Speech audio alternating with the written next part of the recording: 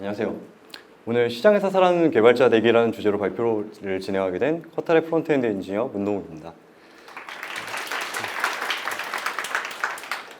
오늘 제가 말씀드릴 이 내용들은 사실 기술 자체에 대한 어떤 내용이라기보다는 우리가 이제 개발자라는 직업을 가진 어떤 직장인으로서 한 번쯤 고민을 해보면 좋을 만한 이야기에 가깝습니다. 참고로 이 이야기는 어떤 꿈과 낭만이 가득 찬 얘기는 아니고요. 오히려 다른 분들이 좀 많이 해주지 않는 어떻게 보면 좀 냉정하고 현실적인 이야기에 가깝다고 봐주시면 될 것 같습니다. 네, 일단 본격적인 이야기에 앞서서 간단하게 제 소개 먼저 드리자면 저는 2016년도부터 프론트엔드 엔지니어로 일을 시작해서 현재 만 7년 정도 엔지니어로 계속 일을 하고 있는 사람이고요.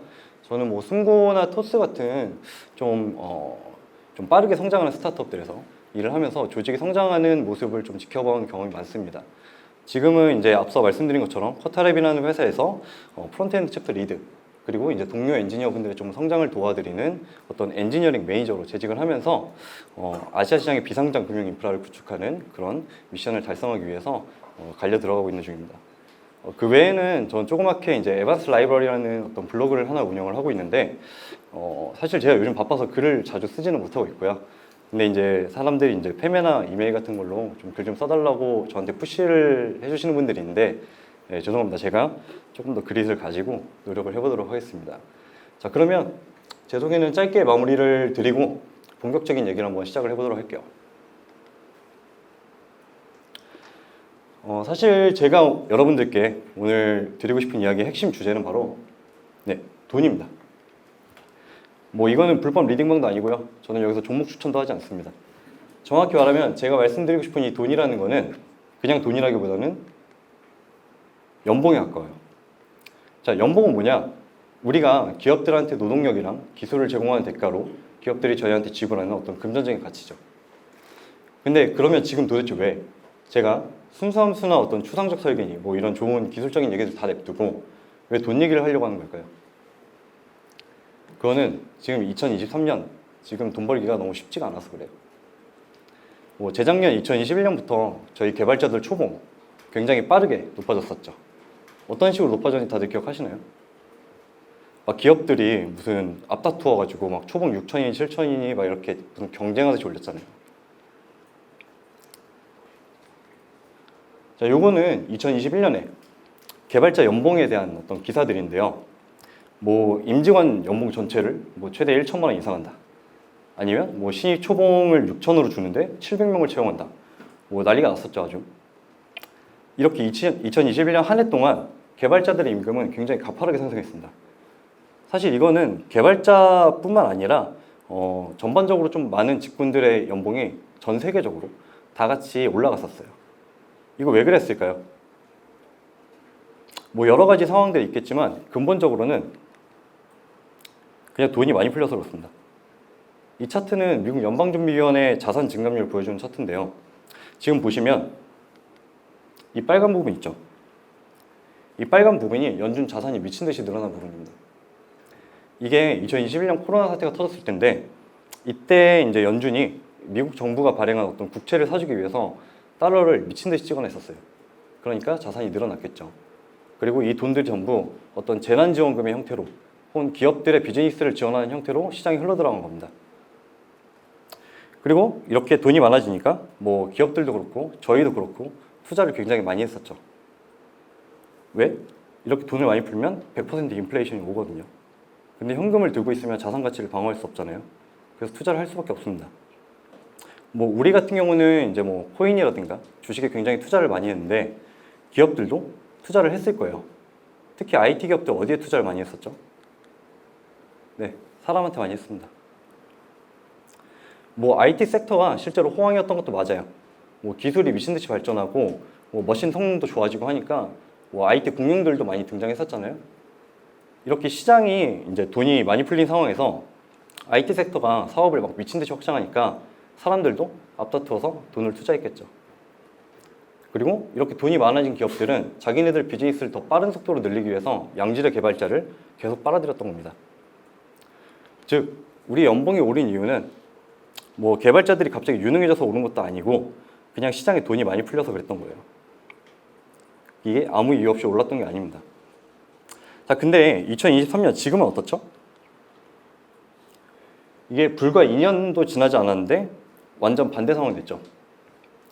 지금은 전 세계가 인플레이션 경계하고 있잖아요. 그래서 중앙은행들이 돈을 푸는 게 아니라 반대로 금리를 굉장히 빠르게 인상하면서 돈을 다시 빨아들이고 있습니다. 그러면 자연스럽게 개인이든 기업이든 먹고 살기가 점점 힘들어지겠죠. 자, 그러면 이렇게 되면 지난 2021년에 빠르게 올랐던 개발자들의 연봉 어떻게 될까요? 떨어질까요? 아니요, 사실 한 번 오른 임금은 잘 떨어지지 않습니다. 만약에 작년에 신입 초봉으로 7천을 준다고 했던 어떤 기업이 올해는 갑자기 돈이 없다는 이유로 3천을 준다 그러면 그 기업에 지원하시겠어요? 안 하시겠죠. 그래서 이런 구직자들의 심리 때문에 임금이라는 거는 하방 경직성을 가지고 있어요. 내려가기가 쉽지가 않습니다. 그러면 결국은 기업들이 예전과 다르게 돈이 별로 없는데 임금은 내리지 못하는 그런 상황이 됐잖아요. 그러면 결국 사람을 더욱더 골라뽑게 됩니다. 혹은 경영 악화를 이유로 사람을 해고할 수도 있겠죠. 결국은 어차피 똑같이 7천만 원이라는 연봉을 줘야 되는 건 변하지 않았는데 예전에는 이제 기업들이 돈이 많아가지고 조금 더 이제 성장 가능성, 현재 실력이 조금 부족하더라도 미래에 성장할 만한 어떤 그런 팩터에 투자를 할 수 있었다면 지금은 돈을 아껴야 되니까 사람을 뽑을 때 더 고심을 하고 더 잘하는 사람을 찾게 되는 거죠. 이게 그렇게 이상한 현상은 아닙니다. 그냥 기업들도 더 안전한 투자처를 찾게 되는 거예요. 지금 당장 내가 돈이 없으니까 이 7천만 원이라는 돈의 가치가 2년 전보다 더 소중해졌겠죠. 그래서 도전적인 투자를 하기가 힘든 겁니다. 왜냐하면 이 성장 가능성이라는 거는 굉장히 불투명하고 불확실하고 좀 기대하기 어려운 팩터일 수 있죠. 그래서 이런 불투명한 팩터에 안 그래도 자꾸 소중한 내 돈을 몰빵한다? 쉽지 않겠죠. 그래서 결국은 잘하는 사람은 더 좋은 대우를 받고 상대적으로 실력이 조금 부족한 사람은 아예 취업이 안 될 수도 있는 그런 양극화 현상이 우리 주변에서도 이미 발생하고 있는 겁니다. 즉 2021년처럼 이제 개발자라고 해서 누구나 다 높은 연봉을 받는 시대는 끝났습니다.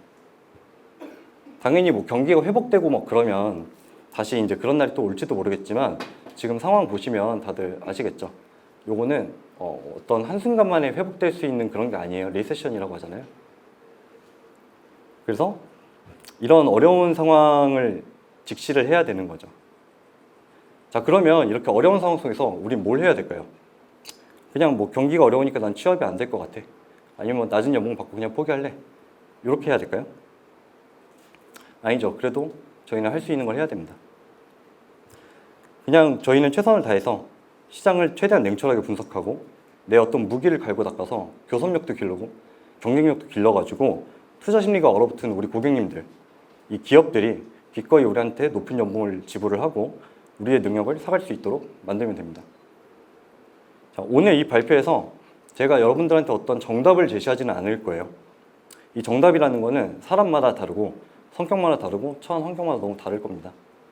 다만 저는 여러분들이 이제 이 시장을 바라보면서 조금 다양한 고민을 시작해 보실 수 있도록 이 세 가지 시각 전환에 대한 말씀을 드려보려고 합니다.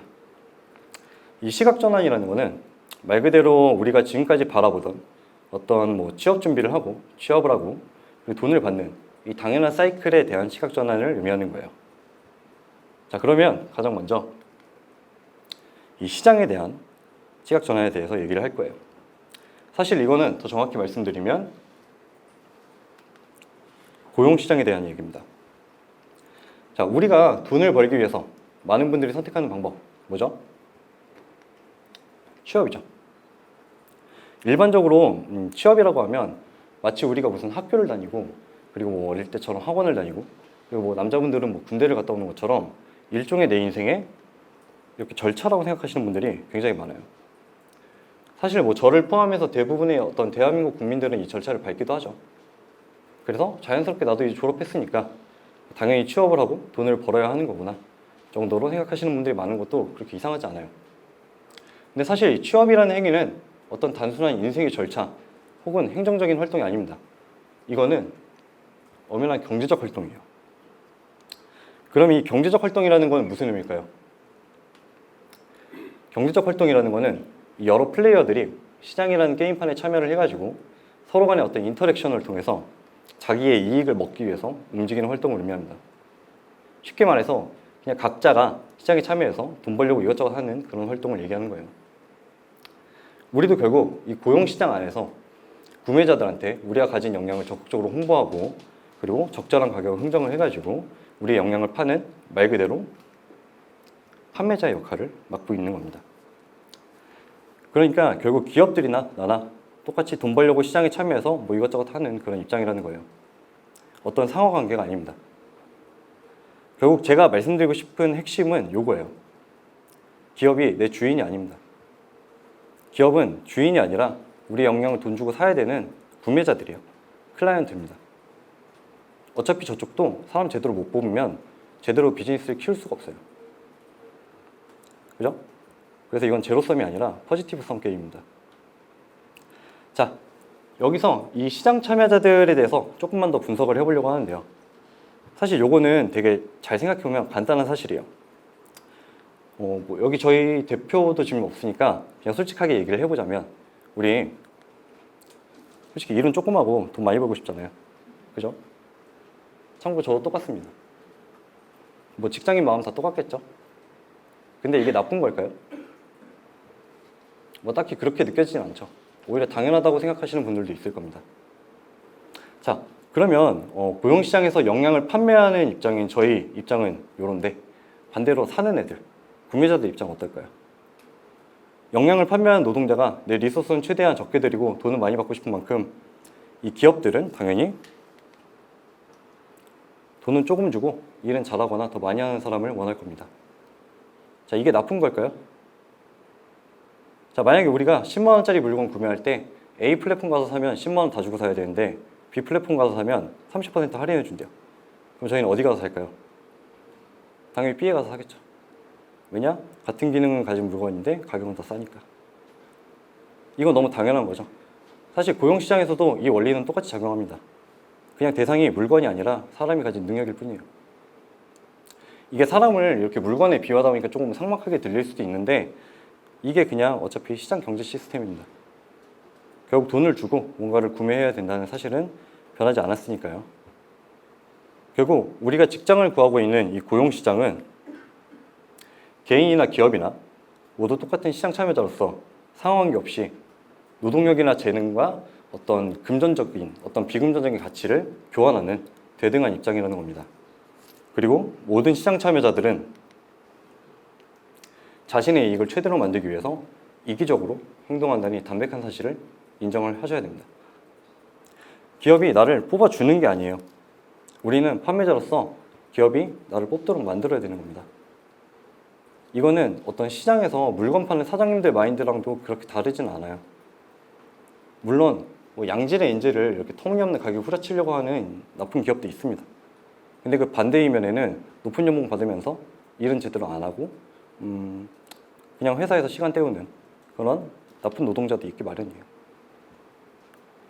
결국은 이 서로가 자신이 할 수 있는 한 최대한 자신의 이익을 위해서 이기적으로 움직인다는 이 담백한 사실에는 어떤 절대적인 선도 없고 악도 없습니다. 이게 뭐가 좋고 나쁜지가 되게 애매해요.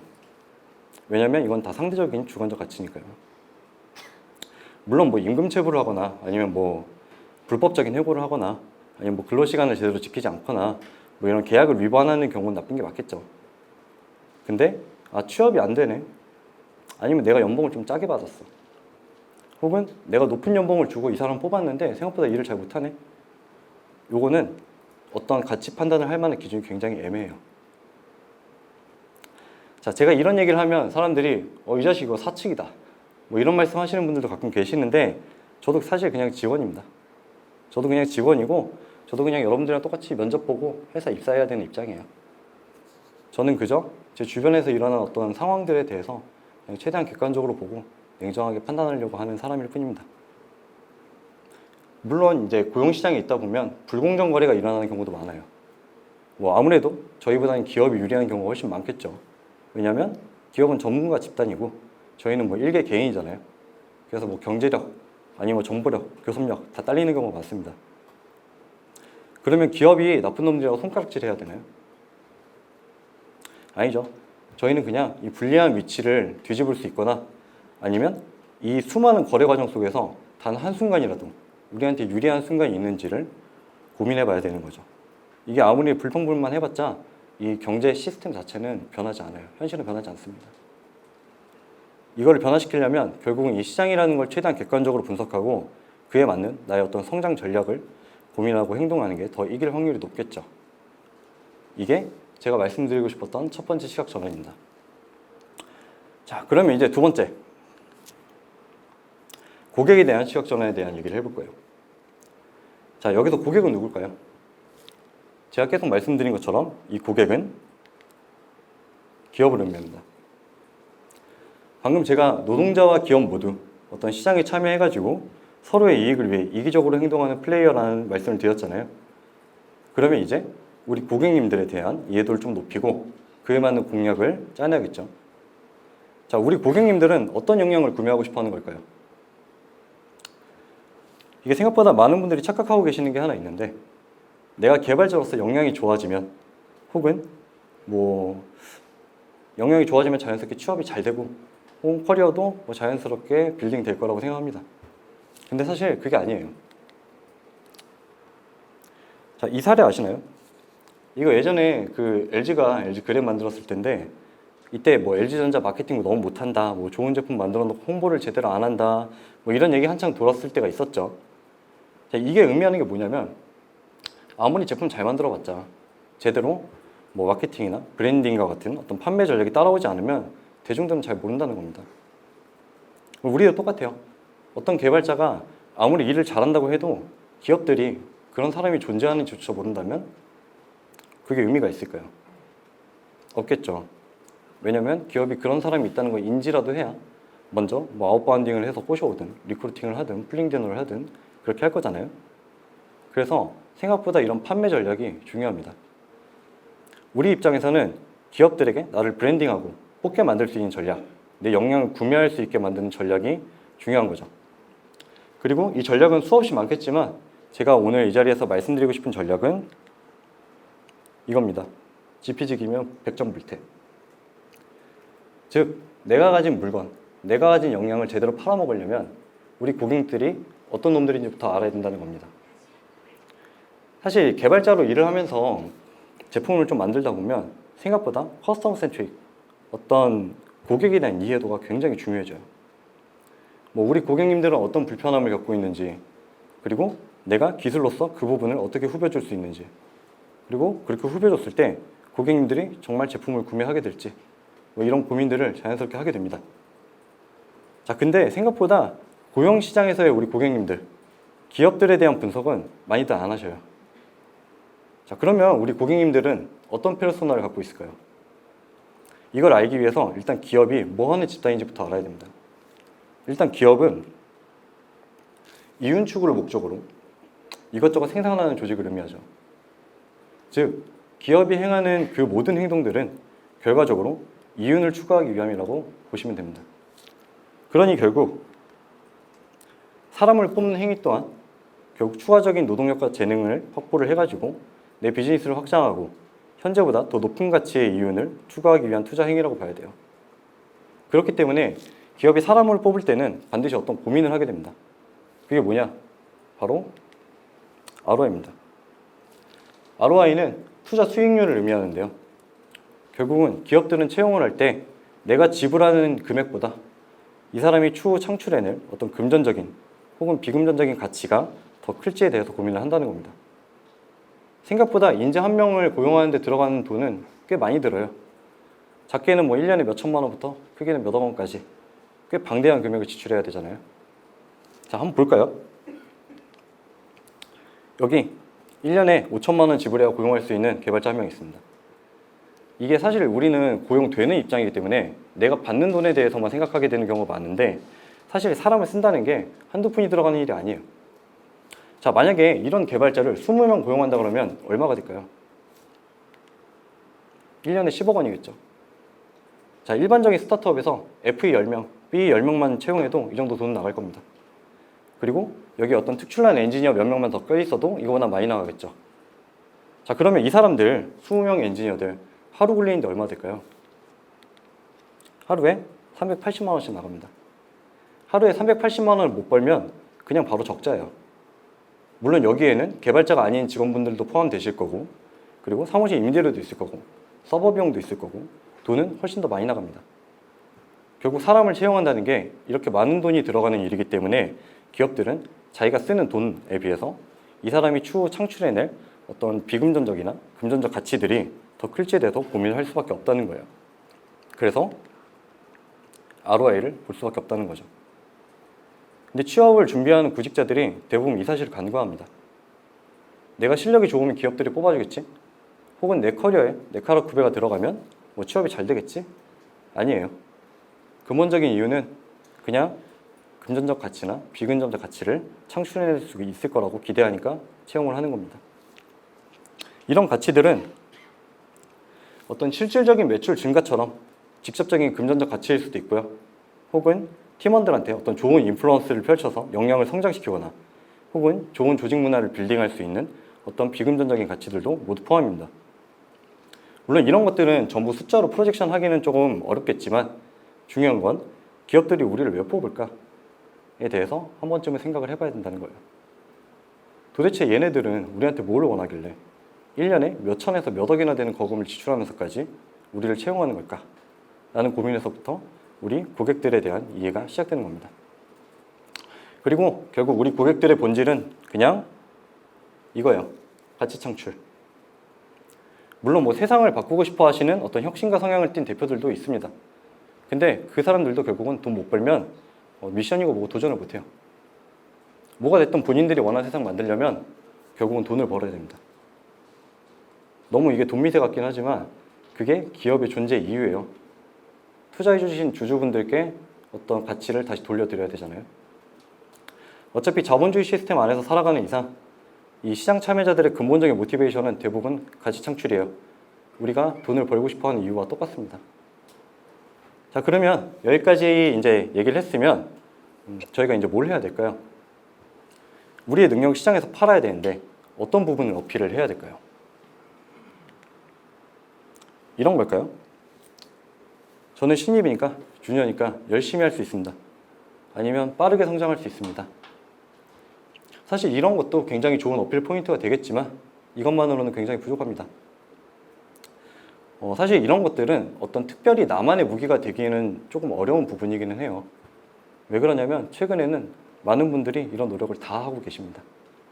오히려 너무 많은 분들이 이런 노력을 당연히 하고 계시기 때문에 특색이 없어요. 마치 저희 학사학위가 더 이상 경쟁력이 없는 거랑 똑같습니다. 이게 나뿐만 아니라 다른 사람들도 다 이렇게 하는데 이게 어떻게 무기가 되겠어요? 경쟁력이 없잖아요. 오히려 이런 분들이 더 눈에 잘 들어올 수밖에 없습니다. 그리고 우리 고객님들, 기업들이 원하는 것도 결국은 이거예요. 단순히 개발만 할 줄 아는 사람 찾는 게 아닙니다. 지금 당장 비즈니스에 투입이 돼가지고 이 개발을 통해 가치 창출을 할 수 있는 사람, 혹은 이 기업들이 하고자 하는 그 미션에 공감하고 같이 달릴 수 있는 사람, 이런 사람을 찾고 싶어 해요. 뭐 블로그에 꾸준히 TIR을 적거나 아니면 뭐 알고리즘 공부하는 거 물론 다 좋습니다. 개발자니까 당연히 개발은 잘해야겠죠. 근데 그 행위 자체가 아니라 그 행위 혹은 나의 그런 성실한 성향들이 이 기업에 어떤 도움을 줄 수 있는 건지에 집중해가지고 내 능력을 어필을 해야 되는 거예요. 그래야 잘 팔립니다. 그리고 기업들은 어차피 채용 전까지는 이 지원자의 진짜 능력을 알 수가 없어요. 이게 저희한테 유일하게 유리한 지점입니다. 그러니까 이런 성향이나 어떤 커리어 같은 정보들, 표면적인 정보들을 보고 투자에 배팅할 확률이 높다고 생각하면 채용을 하게 되는 겁니다. 그래서 말을 잘해야겠죠. 그래서 똑같은 능력을 결국 어필하더라도 그 능력 자체가 판매 요인이 될 거라고 생각하면 절대 안 되고요. 어떤 포장을 잘 하셔야 되는 겁니다. 제가 아까 전에 이 LG 얘기했었죠. 아무리 잘 만들어도 좋은 제품이라고 해도 포장을 제대로 못하면 좋은지도 모릅니다. 이 인터뷰에서 똑같은 얘기를 하더라도 이 능력이 어떤 너네 기업에 어떤 가치를 가져다 줄 수 있는지에 집중하는 사람과 그리고 이 능력 자체가 나를 채용하게 만드는 요인이 될 거야 라고 믿는 사람은 인터뷰에서 경험을 서술하는 그 과정 자체가 너무 달라요. 사실 연차가 적으실 때는 기업들도 어차피 지원자분들이 이렇게까지 비즈니스에 막 관심이 많을 거라고 기대를 안 합니다. 근데 오히려 그렇기 때문에 내 능력이 비즈니스와 어떻게 연결되는지, 혹은 내 능력이 니네 회사에 이런저런 도움을 줄 수 있어 라는 이야기를 하는 사람이 눈에 띌 수밖에 없습니다. 생각보다 인터뷰에서 이런 얘기 해주시는 분들 많이 없어요. 저는 지금까지 개발자로 일하면서 몇천 명의 인터뷰를 봤었는데 거의 손에 꼽을 정도입니다. 대부분은 기술 자체에 많이 집중을 해주시죠. 자, 그렇다면 우리는 어떻게 해야지 조금 더 매력적인 포장을 할 수 있을까요? 어떻게 해야 매력적인 인재가 될 수 있을까요? 어떻게 해야 기업들이 얘가 우리 회사에 들어오면 뭔가 좋은 방향으로 바뀔 것 같아 라고 믿게 만들 수 있을까요? 이 질문에 대한 답을 위해서 마지막으로 판매자인 우리가 가져야 될 마음가짐에 대해서 얘기를 해보려고 합니다. 자, 여러분, 이 짤 아시나요? 이거 예전에 그 무한도전 관상 특집에 나와가지고 이제 좀 화제가 됐던 내용인데, 뭐 요즘에도 뭐 직장인 커뮤니티들 보면 조금 자주 섞인 농담처럼 야, 우리는 현대판 노비야 라는 얘기 굉장히 많이 하죠. 근데 여러분, 우리 진짜 노비인가요? 하나 더 보도록 할게요. 자, 이분 누군지 아세요? 이분은 그 이투스에서 인터넷 강의 찍고 있는 이지영 강사님이라는 분인데요. 얼마 전에 이제 집에 누워서 유튜브 보다가 노빠꾸 탁지원 나온 게 재밌어서 가져왔습니다. 자, 이분은 1년에 130억을 버신대요. 물론 뭐 이 돈을 거저 버는 건 아닐 테고 당연히 그 이면에는 치열한 어떤 노력들이 숨어 있겠죠. 자, 그러면 이분은 학원의 노비인가요? 이분이 1년에 130억 버신대요. 사실 이 이지영 강사님과 저희가 돈을 버는 어떤 메커니즘 자체는 동일합니다. 강사는 자신의 능력을 학원에 제공하고 그 대가로 연봉이나 인센티브를 받아가죠. 마치 우리가 우리의 어떤 기술력이나 재능을 회사에 제공하고 그 대가로 돈을 받는 것처럼 저희 이지영 강사님도 자기 강의력을 학원에 제공하고 1년에 130억의 연봉을 받는 거겠죠. 그리고 사람들은 이런 분들을 프로페셔널이라고 합니다. 이거는 뭐 몇백억 대 연봉을 받는 그 스포츠 스타들도 동일하겠죠. 자기의 어떤 경기력을 구단에 제공하고 그 대가로 돈을 받는 거니까요. 마찬가지로 우리는 이런 분들도 프로 선수라고 부르죠. 우리도 똑같습니다. 개발자는 자기 기술력을 회사에 제공하고 그 대가로 돈을 받아요. 뭐 당연히 우리는 뭐 1년에 130억 정도까지는 아니고 뭐 끽해봐야 꼴랑 몇 억 받겠죠. 많이 받아봤자. 근데 뭐 어쨌든 내 재능과 역량을 회사에 제공하고 그 대가로 돈을 받는 건 똑같습니다. 근데 뭐 1년에 130억 벌면 프로고 뭐 1년에 1억 벌면 노비다? 조금 어폐가 있겠죠. 즉 우리도 노비가 아니라 저희도 프로페셔널입니다. 어떤 직업을 가지시던 간에 아니면 뭐 어떤 일을 하시던 간에 돈을 받는 순간 그 순간부터 프로예요. 근데 제가 이런 얘기를 이제 많은 주니어분들한테 가끔 해드리는데 그러면 반응이 좀 이런 반응이에요. 야, 나는 이제 막 개발 시작한 뉴비인데 내가 뭔 프로야. 뭐 이런 말씀 해주신 분들도 있습니다. 근데 사실 프로냐 아마추어냐의 어떤 정의 자체에는 실력에 대한 얘기는 없어요. 실력이 좋거나 나쁘거나에 대한 어떤 기준점은 없습니다. 그냥 돈 받고 하면 프로예요.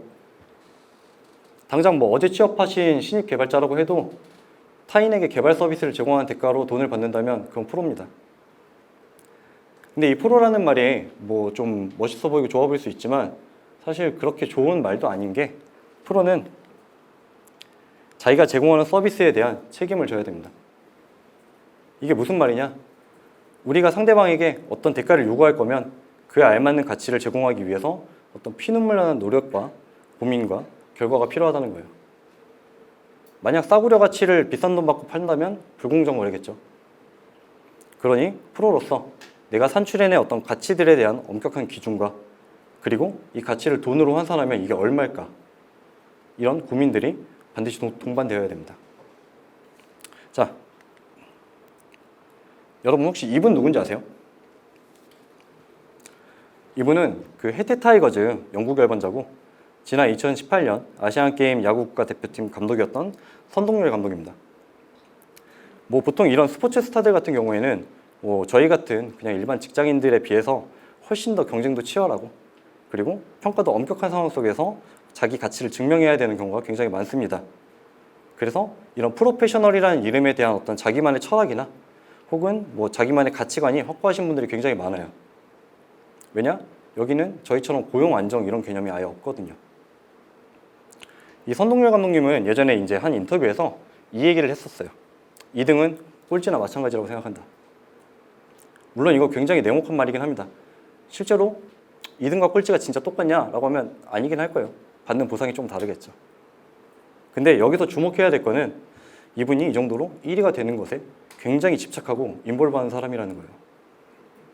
실제로 결과가 1위라는 거랑은 또 다른 얘기입니다. 이거는 어떤 마인드셋에 대한 문제죠. 이게 프로로서의 책임감입니다, 여러분. 제가 아까 기업에 대한 말씀을 드릴 때 어떤 판매 전략에 대한 고민이 필요하다고 하면서 우리 고객들이 원하는 인재가 뭔지 고민을 해봐야 된다고 했었죠. 지난 한 10년 동안 기업들이 주구장창 얘기하는 인재상 뭐였죠? 이거. 오너십을 가진 인재, 뭐 능동적인 인재, 뭐 주인의식을 가진 인재, 뭐 이런 얘기들 많이 합니다. 근데 솔직히 이런 얘기 들으면 내가 무슨 주인도 아닌데 뭐 이런 얘기를 왜 하냐, 뭐 이런 생각이 들죠. 내가 왜 이렇게까지 해야 되냐? 어차피 난 돈 똑같이 받을 텐데. 근데 제가 말씀드리고 싶은 이 오너십이라는 거는 내가 회사의 주인이라고 생각하고 회사에 충성하라는 얘기 아닙니다. 그럼 뭐냐? 내가 하는 일, 내가 맡은 일, 내가 프로로서 맡은 그 일에 대해서 오너십을 가지세요.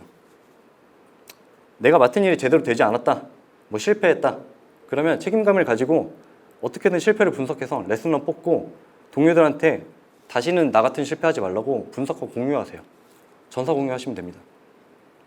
누군가가 내가 산출해낸 결과물에 대해서 좀 아쉬운 피드백을 할 때 받아들일 수 있는 거, 겸허한 마음으로 받아들이고 그거를 발전시켜가지고 그 약점을 보완해내는 거, 이런 오너십을 가지시는 거예요.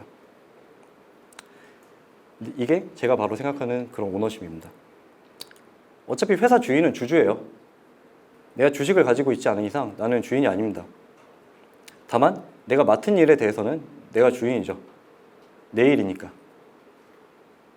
근데 사실 이런 마인드는 좀 스스로를 피곤하게 합니다. 굉장히 피곤해요. 뭐 늘 마음이 편하지가 않겠죠. 어떻게 하면 내가 조금이라도 더 잘할 수 있을까?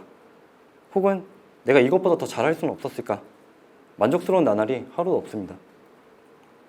근데 결국은 치열하게 고민하고 어떻게든 살아남고 위로 올라가려고 발버둥치고 이 프로페셔널이라는 이름을 지키기 위해서 스스로한테 가혹한 조건과 환경을 부여하는 사람들, 이런 사람들이 결국 위대한 미션을 달성합니다. 사실 제가 처음 이 발표 시작할 때 어떤 인생이 잘 풀리는 법, 뭐 돈 많이 버는 법, 이런 정답을 제시해 드릴 수 없다고 했었죠. 왜냐, 이거 사람마다 너무 다르니까요. 제가 찾은 답을 뭐 여기서 얘기한다고 한들 뭐 그거는 제 답이지 여러분들의 답이 아닐 수 있습니다. 하지만 그 상황이 뭐가 됐던 간에 이런 마인드들이 기저에 깔려있지 않으면 애초에 깊은 고민을 시작하기가 조금 어려워요. 나는 왜 취업이 안 되지? 난 왜 이렇게 연봉이 안 오를까? 이런 건 고민이 아닙니다. 이건 그냥 의문이죠. 이런 질문으로는 좀 제대로 된 답을 찾기가 어려우실 수도 있어요. 개발자라는 직업은 도대체 어떤 직업일까? 기업들은 왜 개발자를 고용을 할까? 내가 어떻게 하면 기업에 막대한 이윤을 안겨다 줄 수 있는 사람이 될 수 있을까? 어떻게 하면 내가 만들어낸 결과물에 대해 책임을 지는 프로페셔널이 될 수 있을까? 일개 직원인 내가 책임을 진다는 게 도대체 무슨 의미일까? 이제 이런 고민들을 하셔야 될 때입니다. 일찍 시작하실수록 좋겠죠? 왜냐하면 이런 질문들에 대한 답은 하루 이틀 만에 나올 수 있는 답이 아닐 테니까요. 이게 혼자 고민해가지고 답이 나오기 어려울 수도 있어요. 그래서 제가 추천드리는 방법은 최대한 많은 사람들을 만나보세요. 개발자 아니어도 됩니다. 최대한 많은 사람들을 만나보시고 그 사람들의 직업관, 직업윤리, 인생에 대한 철학, 특정 가치에 대한 철학 다 물어보세요. 다 물어보시고 데이터를 쌓아가세요. 그 데이터를 토대로 각자 여러분들만의 어떤 개개인만의 답을 찾으시는 것을 제안드립니다. 자, 이렇게 해가지고 제가 말씀드리고 싶었던 어떤 시장, 고객, 그리고 나 자신에 대한 어떤 시각전에 대한 이야기를 드렸는데요. 뭐 개발자가 개발 행사 와가지고 이런 얘기 하는 게 조금 어색하긴 하지만 그래도 이제 누군가는 반드시 이런 얘기를 해야 된다고 생각했습니다. 솔직히 말씀드리면 요즘에 뭐 요즘뿐만 아니라 재작년부터 굉장히 좋은 말씀 해주시는 분들은 많죠. 개발자가 되면 취업이 잘 될 거야. 아니면 많은 돈을 받을 수 있을 거야. 뭐 네카라급의 토닥야 들어갈 수 있을 거야. 하지만 현실은 조금 거리가 있어요. 그래서 누군가는 이런 말씀을 드려야 된다고 생각했습니다. 그리고 이게 현실적이라는 말로 포장이 좀 되긴 하지만 조금 냉혹하고 가혹한 말일 수도 있다고 생각을 했어요. 하지만 그래도 저는 여러분들이 조금 더 냉정하게 시장을 바라보시고 그리고 객관적으로 분석을 하셔가지고 각자 개개인만의 어떤 판매 전략, 성장 전략을 수립하시는 걸 도와드리고 싶어가지고 이런 말씀을 드리게 됐습니다. 사실 이게 발표 시간이 30분밖에 없어가지고 제가 하고 싶은 얘기를 다 하지는 못했는데, 자, 그런 의미에서 자, 저희 커타랩이 1층 부스에서 여러분들이랑 이제 이야기를 나눠볼 수 있는 어떤 커피챗도 진행을 하고 저희 팝콘도 나눠드리고 있어요. 그래서 지금 이제 이 화면에 보시는 팜플렛들 행사장에 이제 붙어 있는 것들이 있을 텐데 이런 거 떼가지고 커타랩 부스 찾아오시면 되고요. 그리고 저는 오늘이랑 내일 양일 모두 이제 부스에 있을 테니까 편하게 오셔가지고 이 발표에 대한 어떤 질문이라든가 혹은 뭐 동의 안 하실 수도 있잖아요. 이 발표에 대한 어떤 여러분들만의 생각이 있으면 편하게 말씀해 주셔도 됩니다. 물론 이제 저뿐만 아니라 커타랩에 계신 다른 다양한 엔지니어분들도 같이 계시니까 이 제가 말씀드린 이 내용에 대한 그분들의 생각도 한번 여쭤보세요. 제가 말씀드린 게 정답은 아닙니다. 그리고 아니면 뭐 그냥 오셔가지고 편하게 개인적인 고민들 말씀해 주셔도 상관없고요. 그래서 오늘 발표는 제가 이 정도에서 마무리를 드리고요. 더 자세한 내용이나 아니면 추가적인 이야기 나눠보고 싶으신 분들은 저희 1층 커타랩 부스로 찾아와 주시면 감사하겠습니다. 네, 경청해 주셔서 감사합니다.